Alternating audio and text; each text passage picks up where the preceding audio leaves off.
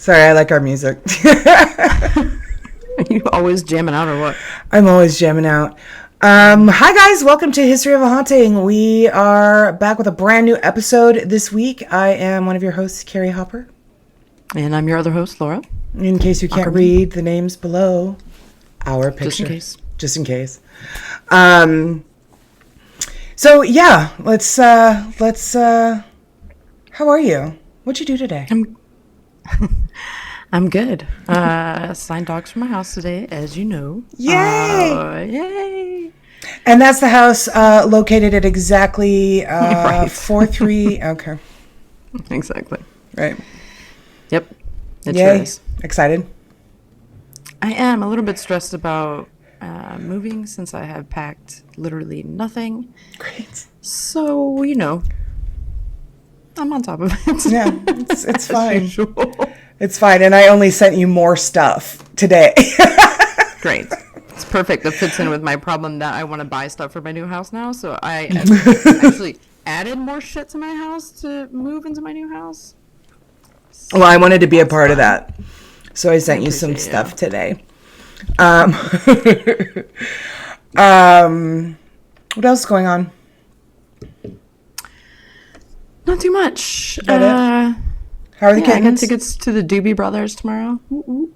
Oh, shit, that's right. Gonna get my 70s jam on. That's right. Where are they at again? Desert Sky. Oh, or whatever they call it now. I don't know. It's always Blockbuster, Desert Sky That's what we Pavilion. always say. It's always gonna be that. It's always going to be that. How's Zaniac? Intense. But he's very excited. Well, he was off half the week. Oh, that's right. Still on his fall break, so Oh, okay. great. He had a great time. You know, took the kids to Magic Mountain. That was super fun for my niece's birthday. Yes. My BFF. So they had a Mac. great time. So I have zero money left, of course, because I mean, places. I've All those never theme been. parks are wicked expensive. I've never been to Magic Mountain, so I don't know how expensive it is compared to Disneyland. Is it about? I think the tickets are cheaper, but once you're in the park, I think they're all pretty much the same. Probably. Like everything just costs an arm and a leg. Yeah. But the kids had a great time, so it was a lot of fun. That's good. Was it all Halloween-y decorated? It was, so that was really fun. And they had, like at night, they do like a whole zombie takeover kind of thing. So they have like little mini haunted houses all over, and then, you know, all these actors, and they come and spook, you know, scare you and stuff. The kids, especially my niece, she's into all that stuff, so she was loving it. Yeah. Well, that's a wonderful birthday present then. Yeah, I thought so. Wonderful. Happy birthday, Mac. Happy birthday, Mac. Well, alrighty, how are the kittens? They're wonderful.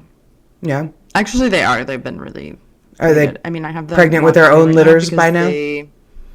Pardon? Are they pregnant with their own litters by now? You've had it About. forever. Yeah. I have to tuck them away in a room because otherwise they'll jump on the green screen and knock it over.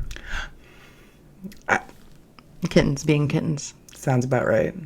I'm sure it's Yeah. not Carrie. I'm sure it's probably just Nancy. It is Nancy, actually, most of the time.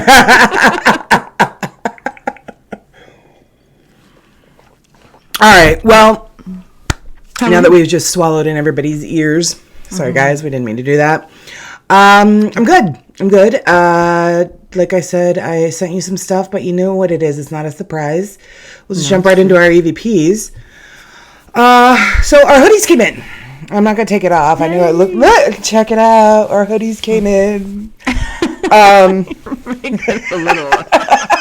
Wrong, not the right kind of channel. OnlyFans. Check me out. Yeah, see, look.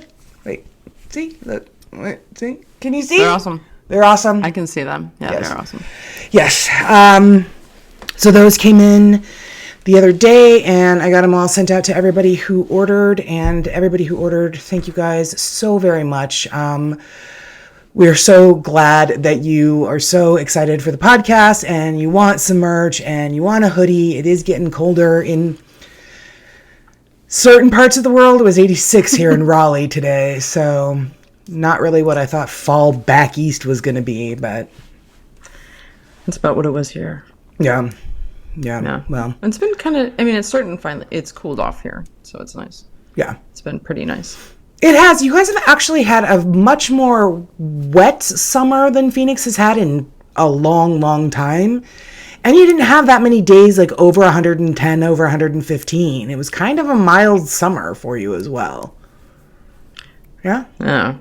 You're I mean, I guess by Phoenix standards, it was still hot. By Phoenix standards, yeah. All the time. So Yeah. by my standard, it's way too fucking It hot. was utter garbage. So- Yeah. Right? Yeah. So I did that today. I was feeling like crap yesterday, so I really didn't do a whole hell of a lot yesterday. I barely moved yesterday. And then, I've been traveling a lot since I got here. We went to College Hill in July. I went to see Jennifer and the family July 4th weekend. Then you came out and we went to College Hill. Then the beginning of August, I went back to Pittsburgh to stay with my niece while her parents were in New York. And then I did Trans-Allegheny at the end of August. And then the very next weekend, Coy and I went back to Pittsburgh for Emma's birthday. And then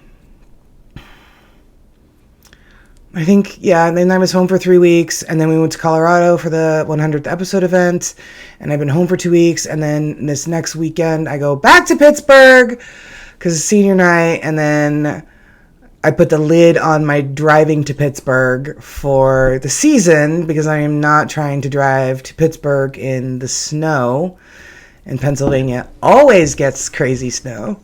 It does. And then, my trips are done after next weekend until I fly back to Phoenix for our investigation event for the podcast at the beginning of December. And then that'll I'm be home. fun. Yeah, so I've been traveling a lot. I haven't gotten a lot done around the house here that I would like to do because when I'm home, then I have like cleaning and, you mow the grass and do all this stuff. And Coy and I wanted to plant a tree for his grandfather, and I wanted to dig a fire pit in the backyard. So there's a lot of stuff that we still have to do as far as like making the home our own. But all that's had to be tabled because I just can't stop traveling. I hear you, sister. Yeah. My schedule's like pretty full for the rest of the year. Yeah, Usually it's ridiculous. I go somewhere at least once a month, if not twice, every month from now.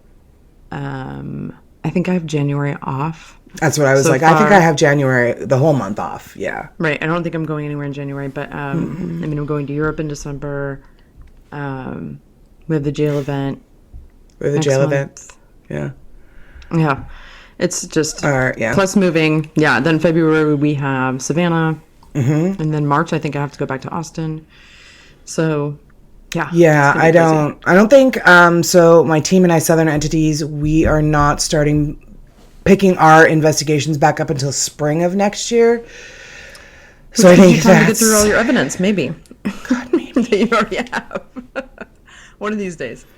That's how I'm spending my holidays, you guys. There you go. With evidence. I have so much of it. All the way back to Myrtle's plantation when I drove out here in March. Wow. I have that. I have Eastern State. I have so much. But anyway, so that's what's been going on with me.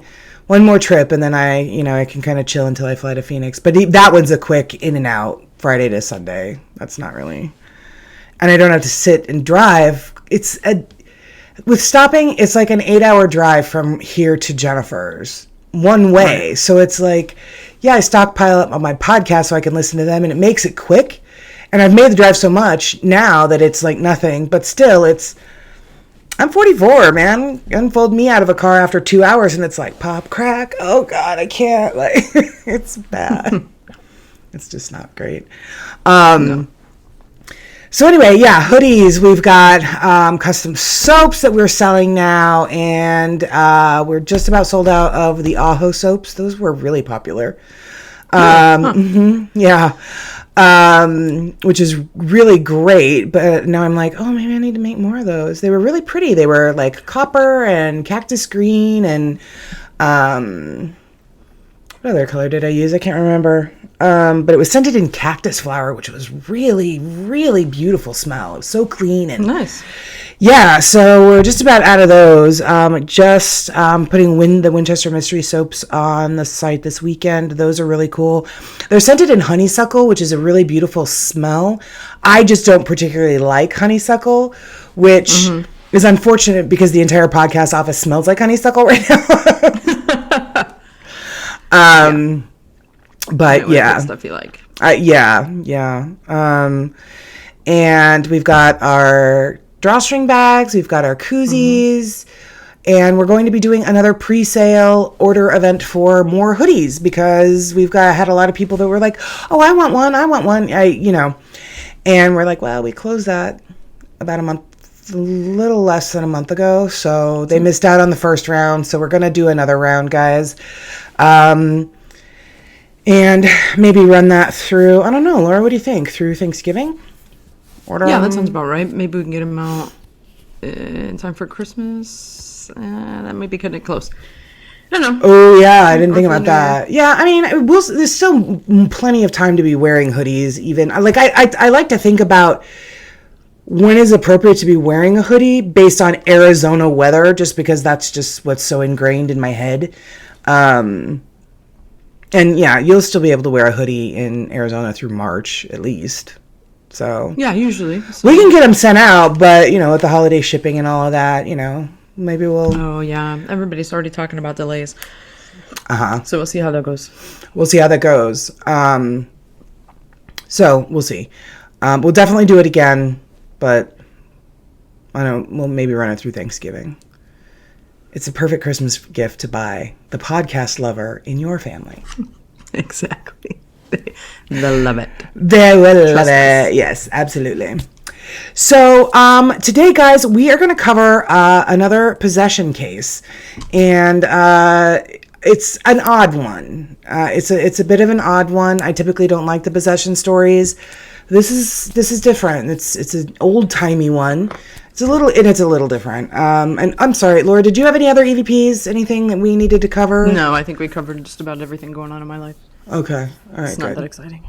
Okay. Good. She's also drinking White Monster. So today, guys, the story that we're covering is the Great Amherst Mystery. Now, Laura, have you ever heard of this one? No, I have not. No. Mm-mm. Okay. We don't have any backgrounds this week, guys, simply because, well, I forgot to create any. So, blue screens. Yay. So, okay. It's again, one of those tag team situations where the history and the hauntings kind of go hand in hand with each other. So, Laura is going to kick the show off, and she's going to tell the first half of the story. So, Laura, anytime you're ready. All right. So, this is the Great Amherst Mystery, as Carrie said. So, the sources for this story are mysteriesofcanada.com, wikipedia.com, goodreads.com. And that's it. All right. That's it. You're so used to like 900 sources that you were like, oh, I guess that was it. Yeah, I'm sorry. Yeah, that's just not enough for me. No, that's good. All right. So, the activity in this case revolved around a 14-year-old girl named Esther Cox. At that time, Esther lived in the aforementioned, we haven't mentioned it yet, but with her eldest sister, Olive, who ran the household. Olive's husband, Daniel Teed, who owned the cottage. Olive and Dan's two young boys, Willie and George, aged 5 and 1, respectively. Dan's brother, John. Esther and Olive's brother, William. And the Cox's sibling, 22-year-old sister, Jane. Esther Cox was said to be a strange girl, exceptionally moody and unusually fond of pickles. I think we've found the culprit right away. Close it on up. All right. I mean, hey, it's done. Hey, mystery solved. Another class. Bad pickle and juice. Another classic debunking by History of Haunting. Right. So she had been a tiny baby, weighing only 5 pounds at 9 months. Wow. That is exceptionally small. That is. Her mother died when she was 3 weeks old, and her father subsequently remarried and moved to Maine, leaving her in the care of her grandmother. Under her grandmother's influence... Oops, I just lost my place. Hold on. Stupid computer. I used to do that when I was when you would have my notes on my iPad. I'd accidentally hit something and it would scroll all the way down, and I'm like, oh no. That's exactly what just happened. I'm all, it's not working. Right, so sorry about that. And so, under her grandmother's influence, Esther grew up to be an oddly serious and old-fashioned girl. On the character of Esther Cox, one acquaintance wrote, Esther's disposition is naturally mild and gentle. She can at times, however, be very self-willed and is bound to have her own way when her mind is made up. If asked to do anything she does not feel like doing, she becomes very sulky and has to be humored at times to keep peace in the family. However, all things considered, she is a good little girl and has always borne a good reputation in every sense of the word. I mean, I could have been her. Maybe I am. Minus the Maybe I was. Oh, also, last EVP, we're looking for a new host, a new co-host for History of the Haunting. This is going to be Laura's last episode. I'm kidding, you guys. I'm kidding. They're going to be like, God damn, there's a revolving door host in that show. Right. The fuck, Carrie? What the fuck is wrong with Carrie? Basically. Don't pull out that thread, listeners. Right. Don't. So one afternoon in the summer of 1878, a young man named Bob McNeil, a subordinate co-worker of Daniel Teed's to whom Esther took a fancy, invited Esther to take a ride with him in his carriage. McNeil drove Esther to a wooded area in the country, withdrew a revolver from his pocket, and ordered the girl to get out of the carriage, evidently intending they would have sex. Esther refused and was saved at the last moment when the noise of an approaching buggy rumbled in the distance. Wheeling the carriage around, McNeil brought Esther back to the Teed cottage, where she cried herself to sleep. In certain versions of the story, this man is said to be her boyfriend, but since she was only 14, it's thought to be less likely that so she was... Yeah. Probably the version you just said is probably more accurate. Right, exactly. Okay. So in the following days, Esther's distress was evident to her family members. Olive and company assumed that Esther and Bob McNeil had simply quarreled on their outing, and not being particularly fond of Bob and glad of his absence from the cottage, because before that, for several months, he was hanging around all the time. So they decided not to, bug her too much about it. On the eve of September 4th, 1878, Esther and her sister Jane, who shared a bed and bedroom, were just settling down for the night when Jane felt what she thought to be a mouse crawling inside her mattress. Gross. Frightened, the girls lit the lamp and searched for the mouse but were unable to find it.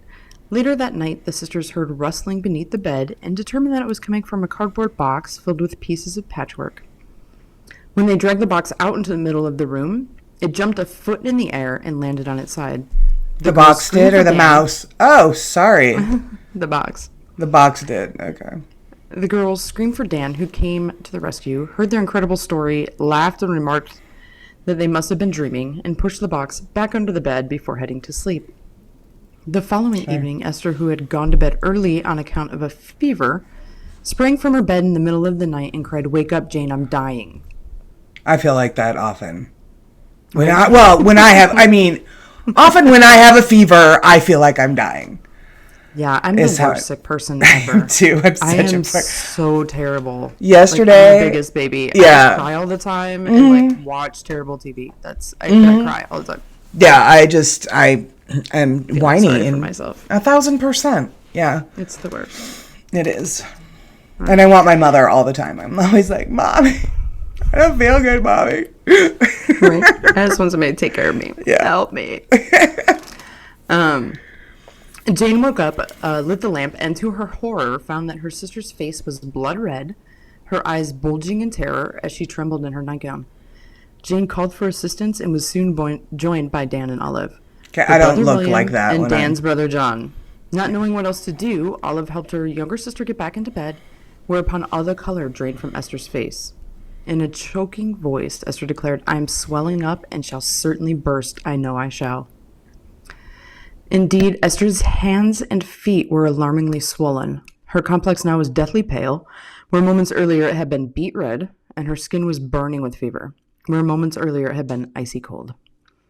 While Esther, her body steadily swelling, writhed in pain on the bed, a tremendous sound like a clap of thunder sounded in the room.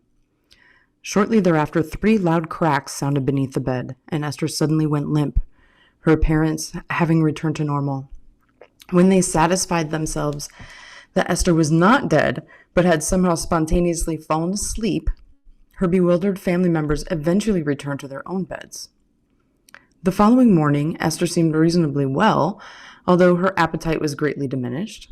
Her family members, being unable to explain the bizarre incident of the previous night, decided to keep the matter to themselves. 4 nights later, Esther had a similar attack.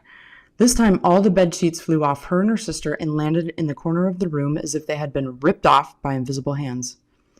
Jane, who had been awake to witness the spectacle, fainted from fright. Hearing Esther's screams, Olive, Dan, William, and John rushed into the bedroom. I feel like I'm doing like Little House on the Prairie. I am loving the way you're telling this story. Rush to her sister's bed. Like, you're so, like, it's perfect. Well, thanks. Also, this is Little House on the Prairie. I didn't come like, there's so many people. There are. Seeing the bed sheets lying in the corner of the room, Olive gathered them together and placed them over her ailing sisters. Almost immediately, the sheets flew back into the corner of the room in the same manner as before. Before anyone had time to react, the pillow upon which Esther's head lay hurtled through the air and struck John Teed in the face. I mean, don't we all want to hit John Teed? I mean, he was one of my least favorite characters on the Prairie. Right? Mm-hmm. So annoying. Not knowing what else to do, all the family members, aside from John, who fled the room in fear, sat on the edge of the bed in order to keep the sheets from flying off again. After a succession of incredibly loud knocks sounded from beneath the bed, Esther's swelling subsided and she fell into a peaceful sleep. Maybe this girl just has a hard time falling asleep. She's, you know how sometimes you get uncomfortable, you toss and turn? Like, maybe that's all that's happening here, because she does seem to, conk out pretty severely. Not severely, but pretty well. Sleep through the night. Maybe she's just uncomfortable. Maybe it's just too hot there in that cottage. Maybe she's just super dramatic. The following day, the family decided to call the local doctor. When Dan Teed informed the physician of what had transpired, the doctor laughed and assured him that no such nonsense would occur while he stayed in the house, which he intended to do that night until 1 a.m. Wow. Sounds like a party. The doctor arrived at the Teed house at 10 that night. He immediately examined Esther, who had already been in bed for an hour, and deduced that she had suffered a tremendous shock of some kind. As he spoke, I could have been a doctor back then. Right, me too. Yeah, just prescribe some opium. That's what everybody needs. You should probably do cocaine about this. 100%. When you get tired, just have some cocaine. When you need to sleep, have some Latin. All right. As he spoke, Esther's pillow moved laterally until only one corner was tucked beneath the girl's head. The doctor watched in amazement as the pillow returned to its former position without any external assistance. "Did you see that?" the doctor exclaimed. "It went back again." "So it did," replied John Teed. "But if it moves out again, it will not go back, for I intend to hold on to it, even if it did bang me over the head last night." I imagine the pillows back then were probably pretty hard and firm. I can't imagine they were soft. Well, probably, like down or something, No, even if it did bang me over the head last night. Wow, gets hurt by a pillow. Right. No sooner had he said this than the pillow moved laterally again, as if to challenge the young man. Though John gripped it with all his might, the pillow subsequently slid back under Esther's head as if it had encountered no resistance at all. John's hair stood on end. Shortly thereafter, loud knocks sounded from beneath the bed. Although the doctor examined the area from which the sounds had originated, he was unable to determine their source. He proceeded to walk about the room, and the knocking followed him, sounding from the floor beneath him. After about a minute of knocking, the bed sheets once again flew into the corner of the room. I'm sorry, I thought I was going to sneeze.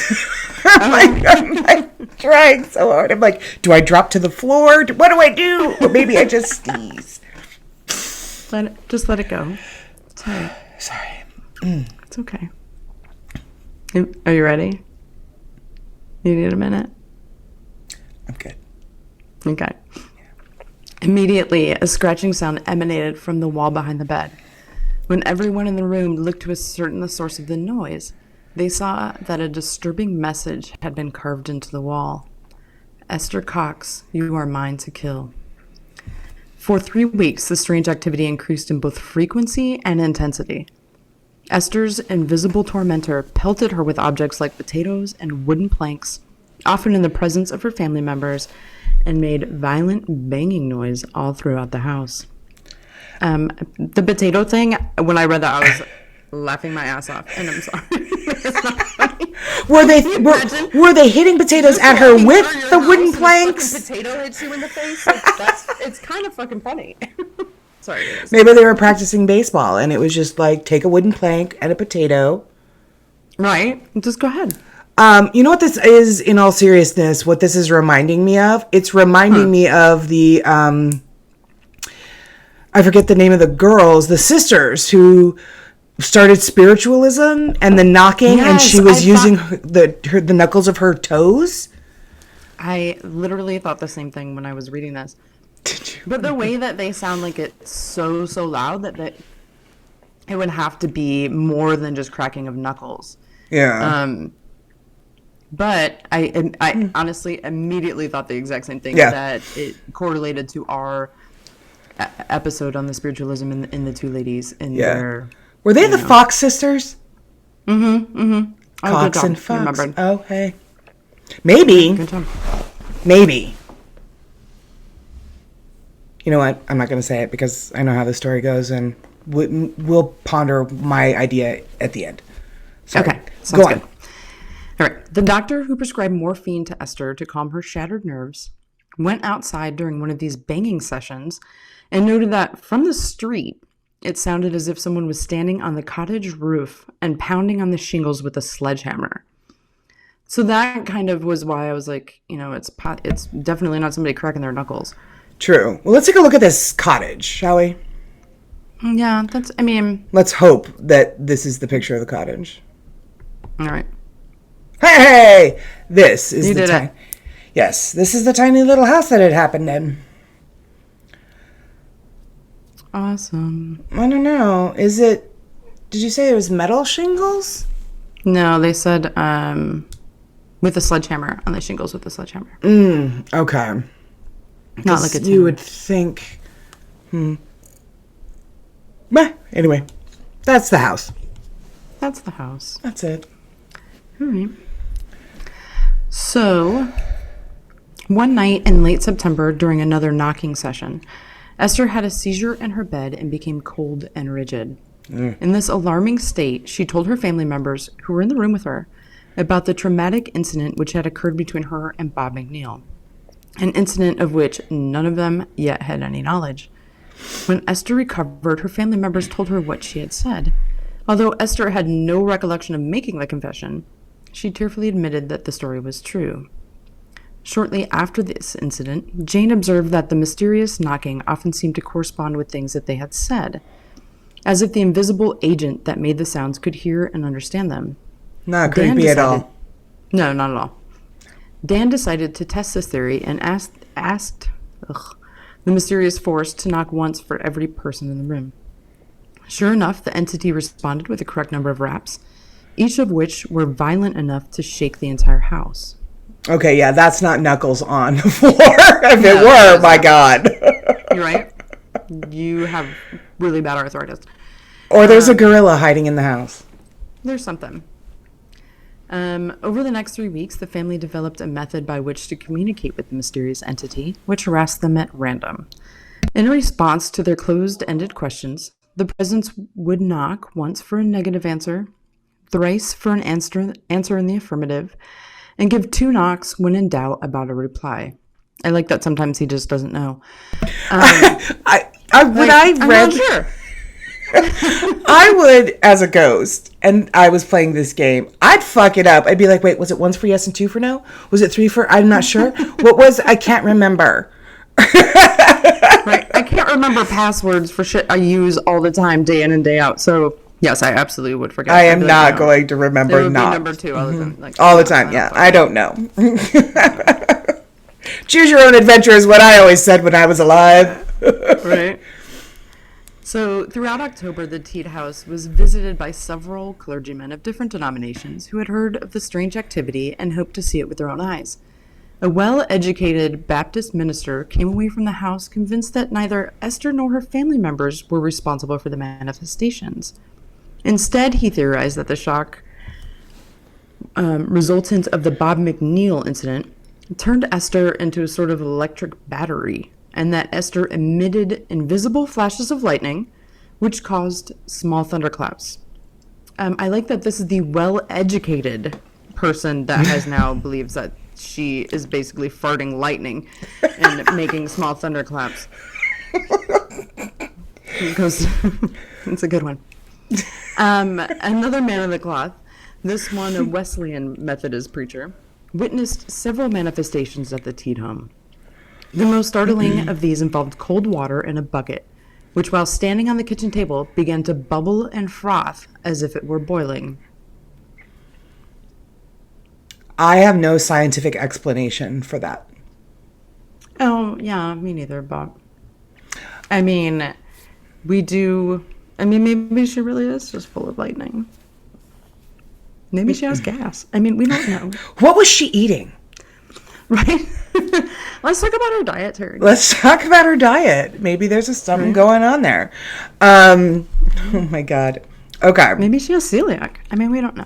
Maybe she's irritable bowel syndrome. It could just be IBS. Do you have any idea how many diseases there were that people didn't know about until, Exactly. nowadays? Totally be that. 100% be that. Also, we solved it. Yet again, it's all those fucking pickles.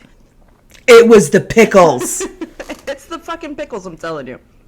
Yeah, you can. There is such a thing as over fermentation, folks. There is. Cheers. Carrie's working on it right now. Okay. So that's the first half of the story. I have the second half of the story, and I'm going to bring that to you right after these messages from our sponsor that we don't have. If you want to sponsor us, let us know, but we will be right back. It'll be just a blip of time for you fine folks. Okay, guys, we're back. So, come to find out there was a rash of pickle poisonings in this town. I'm kidding. Now shut up. You're like, I fucking knew it. Know everything. So by the end of the month, folks were flocking to the Teed family home from all over the region, eager to witness the manifestations. Some came away believing the whole thing to be a hoax. Others thought that Esther was somehow hypnotizing people in order to make them see and hear what she wanted them to. That's a pretty powerful hypnotist, though, I think. Right. And wasn't she? She was like 14. Right. So, anyway. Unlikely. Yeah. So, most people, however, did leave with the unsettling conviction that the manifestations were genuine. They did continue with casual. The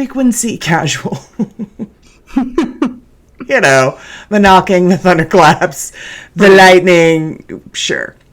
All of it very casual. It was a wild time on the prairie. Right? For real. Everything's fine. It's fine.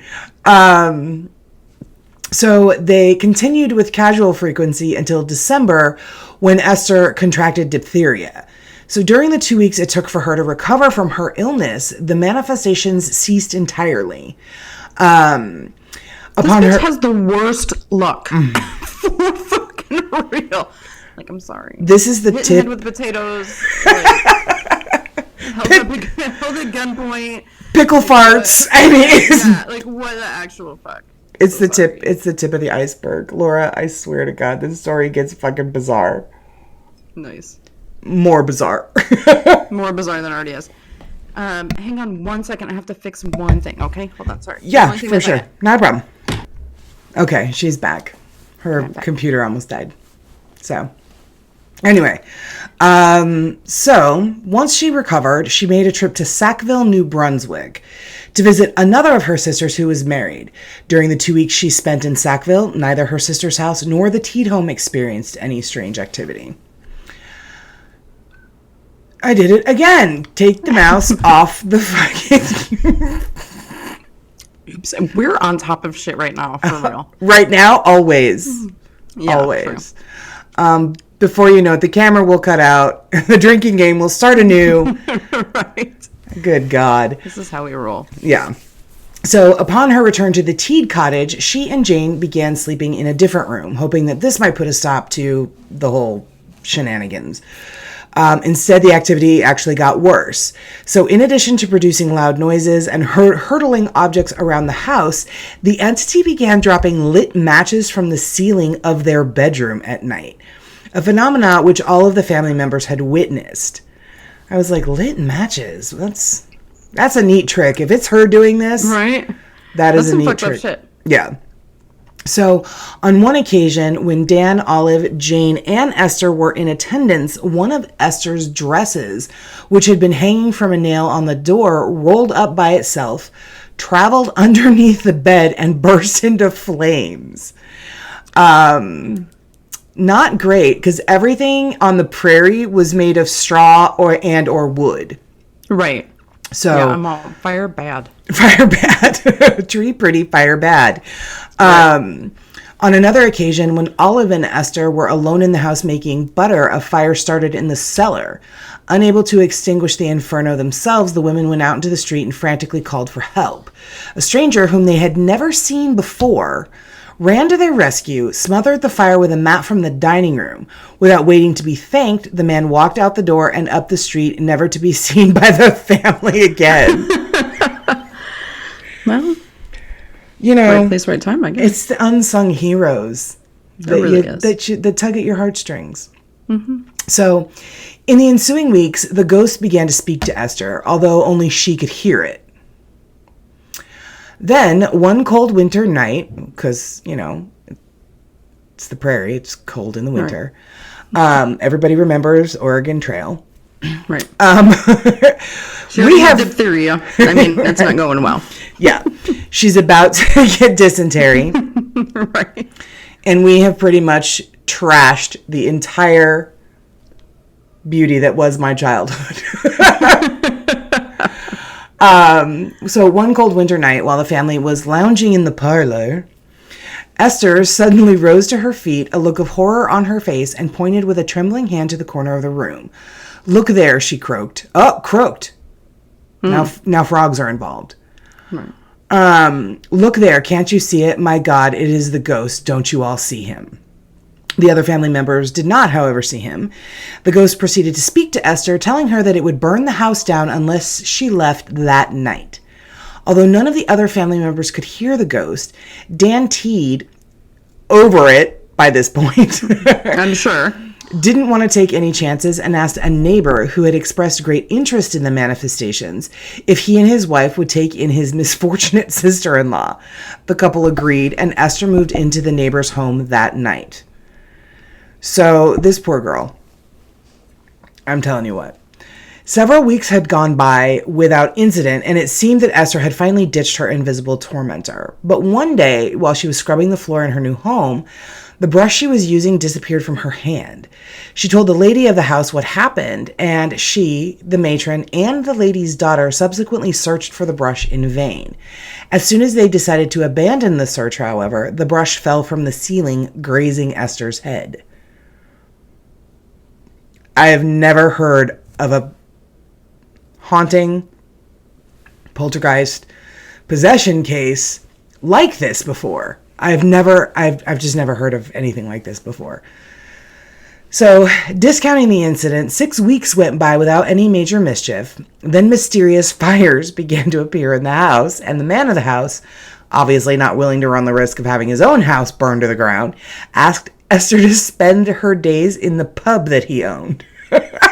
I'd be like, great idea. Let's go. So, Her the article wrote it as Esther's peevish appendage apparently followed her to this new location. So now she has a vestigial tail. And it was probably brought on by all the pickle farts. So I don't like pickles, so I don't actually know what those are like, but they can't be great. Esther, so much to the amazement of the patrons, this girl who everybody knew was now living in the pub. Zane! Quiet! Well, that was interesting. You were muted, and you unmuted yourself to yell at Zane, and now you're muted. You mixed it up. I got my button messed up. Sorry. Yeah. Zane, quiet. Mm-hmm. That was perfect. I was like, he's singing, howling something. I don't know in the background. I can hear him. I'm like, dude, chill.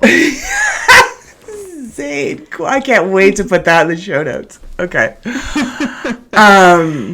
You get to witness Laura yelling at her child. Right. How fun. Okay, so where the fuck was I? Oh, right, okay. So in one of the more notable of these incidents, a small pocket knife belonging to the neighbor's son drove itself into Esther's back. When the knife was removed and given back to the little boy, because, okay, it flew through the air again and it inserted itself into the same wound. Ew. Uh-huh. And ouch. Right. Yeah. First, ew. Gross. Right. And then that probably hurt. My back is actually kind of hurting thinking about it. So now, I mean, we're not all 35, Laura. Listen. In the spring of 1879, Esther traveled to St. John, New Brunswick at the invitation of a certain military officer. During her 3-week stay in the city, Esther was visited by a party of scientifically minded gentlemen who developed a new method of communicating with Esther's poltergeist. After asking the entity a question, they would recite the alphabet and wait for the thing to knock at the appropriate letter, repeating this procedure until the entire answer was spelled out. That sounds tedious as fuck, but it also kind of... It does. It sounds like a really shitty Ouija board. Mm-hmm. Yeah, very early day Ouija board. Mm-hmm. By this method, the poltergeist identified itself to them as Bob Nickel and claimed that it had once worked as a shoemaker. To the men's astonishment, the other spirits also began to make themselves known. Or no, not the other. Other spirits began to make themselves known. Ooh. One ghost identified herself as Maggie Fisher, while another called himself Peter Cox and claimed that he was a relative of Esther's who died about 40 years prior. Later on, 3 more mild-mannered spirits made their presence known, identifying themselves as Mary Fisher, who said she was Maggie's sister, Jane Nickel, and Eliza McNeil. As if there weren't enough players in this story. We're going to have a quiz on all of the characters at the end of the show, guys. So it's not just Little House on the Prairie, it's Little Ghost House on the Prairie as well. Right, yeah. On the largest Too prairie. many people in a cottage. Right. Yeah. Laura Ingalls Wilder had no idea what she was getting herself into. No idea. Night, night, John Boy. That's the Waltons. Is it the Waltons? Oh, sorry. But as an aside, I loved Little House on the Prairie so much that when I got my first pet, which was a goldfish, I named it Laura from the books. Anyway, my little goldfish Laura. Anyway, so after a peaceful 8-week stay with a particular family who lived in the Nova Scotian countryside, Esther Cox returned to Amherst. The manifestation resumed immediately as powerful as ever. And at this point, I want to show a picture, like it's almost like a early political cartoon that was drawn about the situation and like everything that was going on. It's actually kind of funny. Wow. This is kind of funny. Yeah. So, I mean, you'll see like, you know, the tape with the furniture is overturned. Everyone's like, oh my God. But the funniest thing is the fucking cat, the dog on the ceiling. That's what I was just going to say. That's like, it's funny. Also, is the dog a little emaciated? I don't know as I like that. No, it's just not chunky. It's just not chunky. Yeah. Well, curvy dogs are the best. So, positivity. Yes. We're not body shaming dogs. Sorry, guys. So, at this point, an enterprising American actor, of course, named Walter Hubble, who had just finished a theatrical tour in Newfoundland, moved in with the Teed family as a paying boarder in the hopes of documenting the manifestations. So it's from his subsequent writings that most of the details of the book titled The Great Amherst Mystery are known. So over the course of 6 weeks, Hubble was pelted with inanimate objects, saw household items vanish and reappear as if dropped from the ceiling, watched objects levitate, translocate, witnessed several fires break out spontaneously, and all of the antics had an air of mischief, as if the poltergeists were doing their best to annoy the guest and the family. Hubble noted that the ghosts refrained from their devilry on the Sabbath, though, which I thought that was interesting. You would think Everybody got a rest. Right, yeah. Whew, this has been a busy week. We're going to have to chill. Right. It just happens to be on the Sabbath. I've been throwing so many potatoes. I need to take a break. Some of these are really huge. Convinced that Esther was incapable of conducting the pranks herself, Hubble began to converse with the poltergeist using the same technique the Teeds had developed. The ghost accurately told him the time on his watch and guessed how many coins he had in his pocket. Hubble then asked the spirits the following questions, which they answered with knocks. Question, have you all lived on Earth? Answer, yes. Question, have you seen God? Answer, no. Question, are you in heaven? Answer, no. Question, are you in hell? Answer, yes. Question, have you seen the devil? Answer, an emphatic yes. So I'm guessing the knock was like really... super loud or something. Super loud, yeah. So... on June 28th, 1878, the Teed house resounded to the sound of a trumpet. I feel like you want to make a fart joke. I don't. I think we're good on those.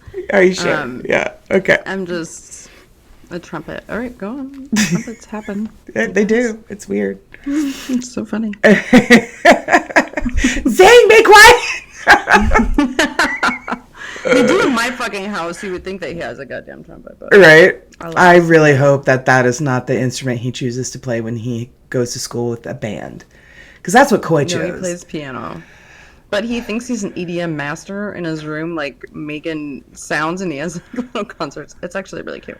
I mean... it's like a techno party in his room. It's hilarious. Maybe he's the future Tiesto. We don't know. He might be. I'm all for it. Right? Do it. Jennifer? No, my son's name is Coy. Whatever. Coy's uncle Jeremy and his wife Tracy are huge fans of Tiesto. And their little dog, their little Chihuahua's name is Tiesto. Oh, and yeah, Tiesto's in all of their family Christmas pictures. So it's them, their son, and, little tiny DJ Tiesto doggy. Cute. Yeah. So the house resounded to the sound of a trumpet. The strident noise continued throughout the day. Fuck that. Fucking have the house, burn it down. I don't care. Take her. I am out. Deuces. Yeah, until in the evening, a small silver trumpet fell from the ceiling into one of the rooms. Neither Hubble nor any members of the Teed family had any idea where the trumpet came from. Although Hubble later decided to declare his intention to donate the instrument to a museum, the fate of this object, to the best of the author of this article, their knowledge, remains a mystery to this day, which would really be very interesting to see, I think. Now, the manifestations increased in scope and intensity until that summer it was decided that Esther Cox had to leave the Teed home for everyone's sake once and for all. Poor kid. Because, again, by now she's only 15. Right? She just has shit luck.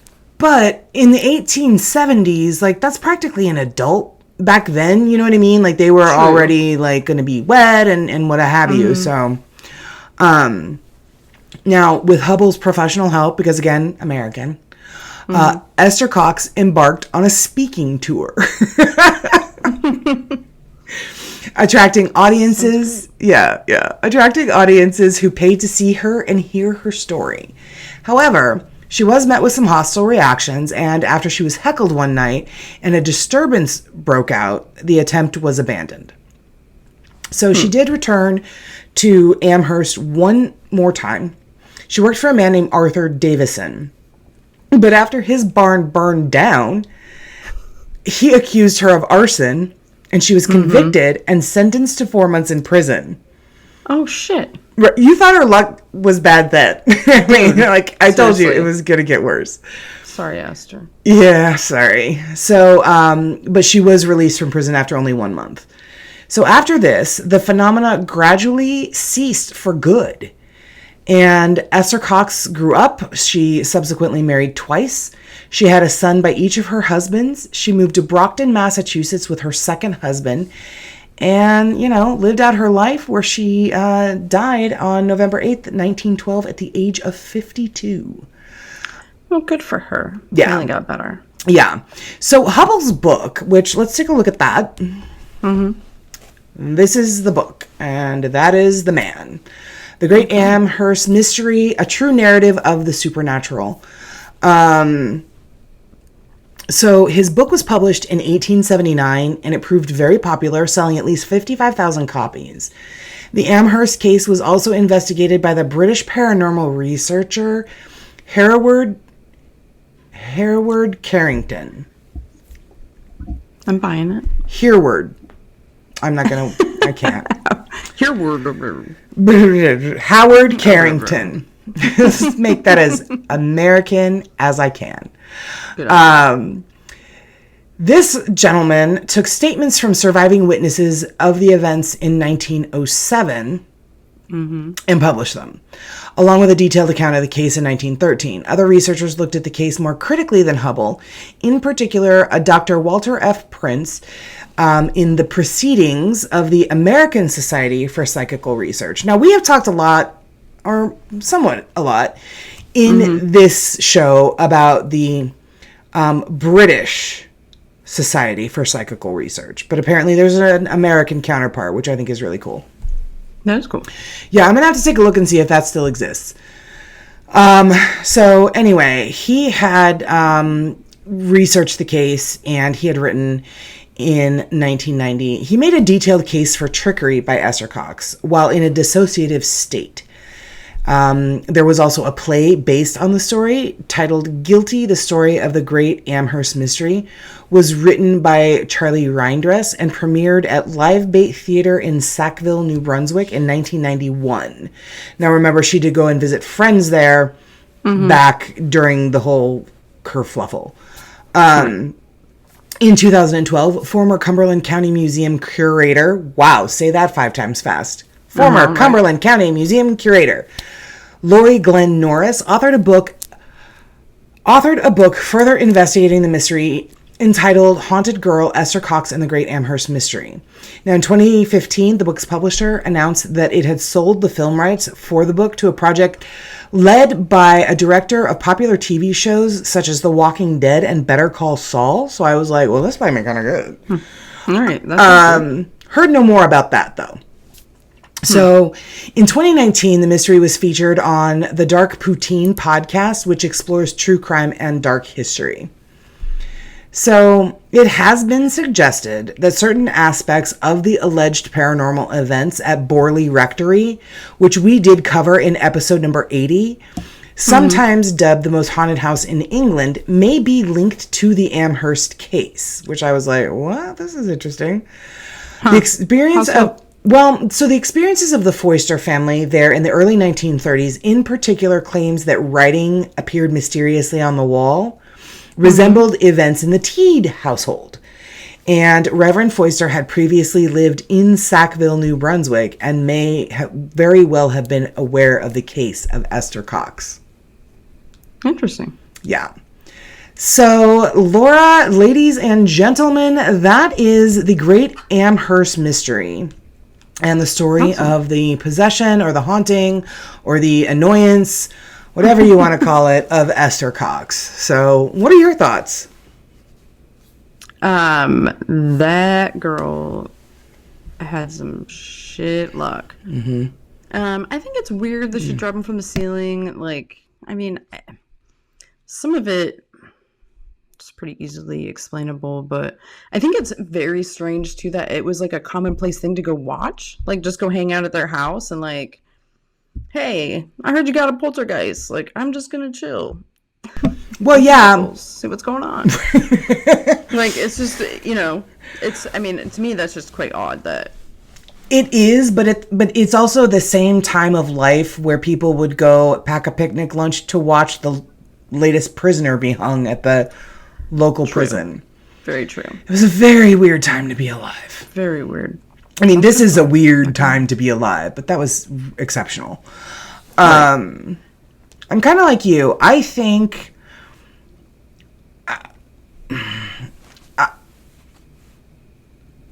I don't necessarily know as I buy all of it. I mean, what do you think? Like they benefited though. Like the family didn't benefit really. Like she did some shows or whatever, but it doesn't seem like there was a great benefit to her, unless she just wanted to be weird, or you know what I mean. Maybe she's that's true. Maybe she had a mental illness. That could possibly be. Yeah, that maybe. Yeah, poltergeist and psychosis and stuff. Yeah, and I always tend to take poltergeist stories a little bit more with a grain of salt, simply because a poltergeist is typically nowadays anyway in the paranormal community.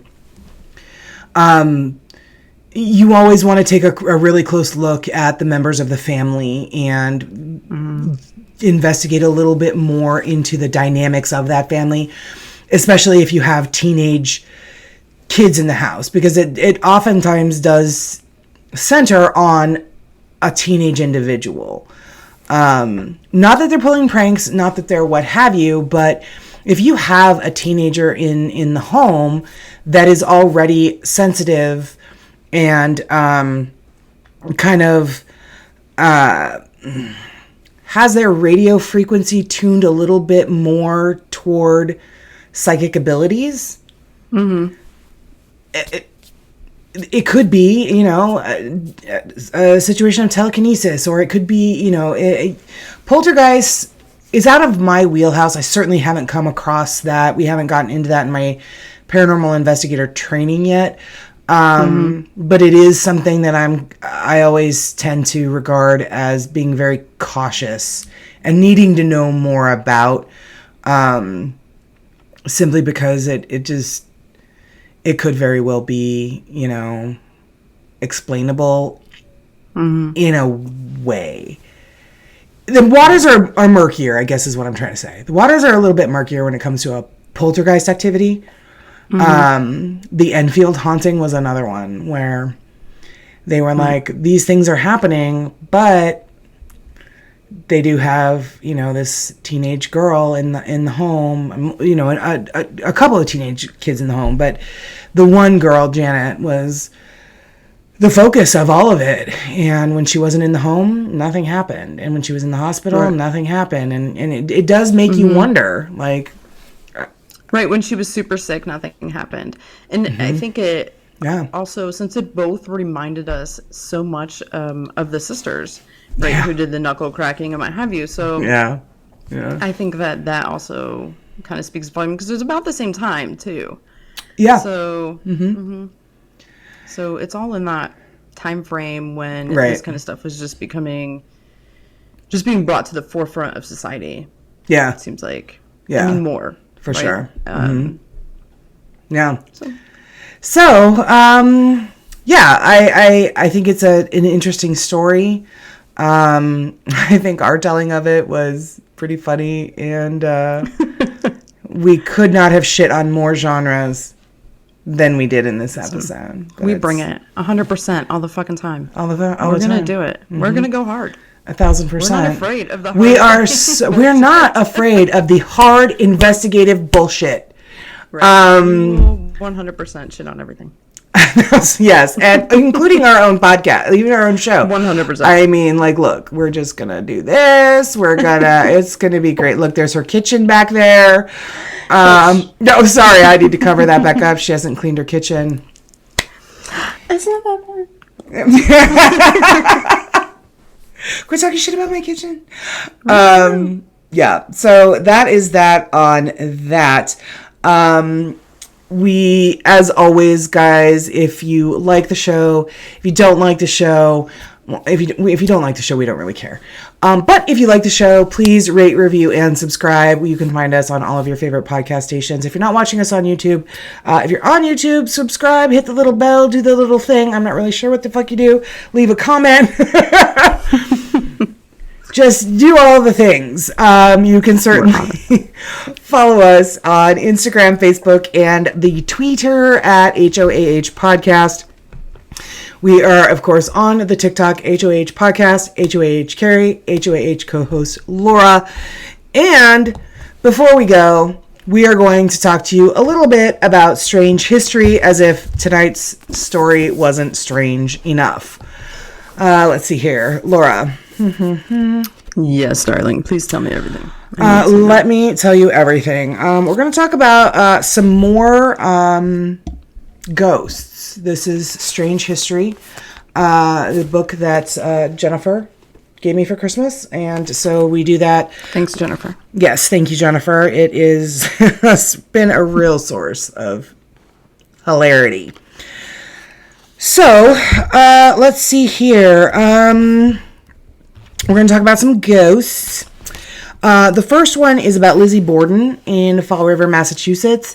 I'm not going to go into great detail about it. If you want to know, there's any number of shows, and our podcast did cover it in the first 15 episodes. I can't remember which one it was. But the house where she supposedly notoriously murdered her parents with an axe is home to a ghost. Is it Borden herself or one of her parents? Nope. It is the ghost of the family cat. Locals say the invisible feline is friendly. It likes to rub up against tourists' legs and sit in their laps, which I did know. And I feel like if you're going to move into a house that's haunted, it will be haunted by cats, just like with Archie. Now, at the Vanderlip Mansion in Palos Verdes, oh my God, Carrie, like you didn't grow up in Arizona your whole life. In Palos Verdes, California, legend goes that Mrs. Vanderlip killed her entire family, including the dogs. Ew. Bitch. And then committed suicide. At night, witnesses have reported seeing the faces of the family staring out of the windows. The dogs run around and bark at squirrels in the woods behind the house. Oh, I hate that story. I hate it. I hate it. The Hardys in West Union, Iowa, was built on top of a 19th century cemetery. And now ghosts can be seen at the fast food restaurant. Employees claim that they have seen objects move and can hear their names being called when nobody's there. Weird, yes. For those of you who don't know, Hardee's is the same as Carl's Jr. It depends on the part of the country you're in. Here in North Carolina, we have Hardee's. Back in Arizona, we had Carl's Jr. So there is at the Radisson Suite Hotel in Ogden, Utah. A ghost named Mrs. Eccles haunts the elevator. She died on the 5th floor, the story goes, so the elevator always stops there, whether anybody has pressed that button or not. You can't see Mrs. Eccles, but when she walks past, you can feel her brush against you, and you can smell her perfume. That's common. That's common for a female. Yeah. So late at night, the duck pond in Lithia Park in Ashland, Oregon, emits an eerie blue light. It flickers for a few moments and then disappears. According to the locals, the light is that of a ghost girl who was murdered at the pond in 1875. I don't know if they have that, what is that blue plankton that like colors the beaches at night in certain countries. I don't know if that's... The hell is that? Photoplankton? No. Bioluminescence. Yes, thank you. Photo. How did we go from photo to bioluminescence? But yes, that's... My brain. Special. She's got a special brain.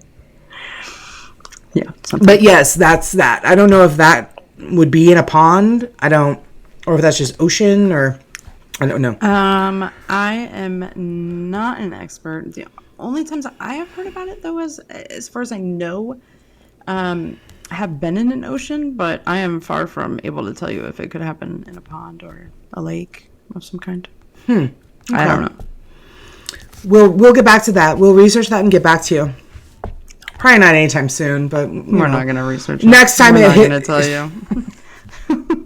She's lying. We're absolutely not going to. it's not happening. We're just happy we can remember what it's called. Yeah.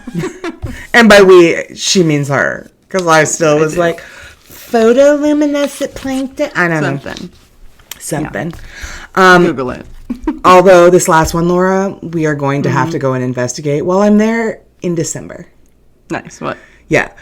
We got a lot to do that weekend. But I know, I'm all, you keep piling it on. But sure, we both have time for everything. Everything. Everything you want to do. In the desert outside Anthem, Arizona, the ghosts of Native American warriors on horseback have been seen riding at night. And if they see you, they shoot ghost arrows at you. 1, that sounds kind of awesome. 2, there's also outlets there, so maybe... Christmas shopping. It is the first weekend of December. We've got shit to do. 2 birds, 1 stone. We can do this. Multiple arrows. Do I get a discount? Right.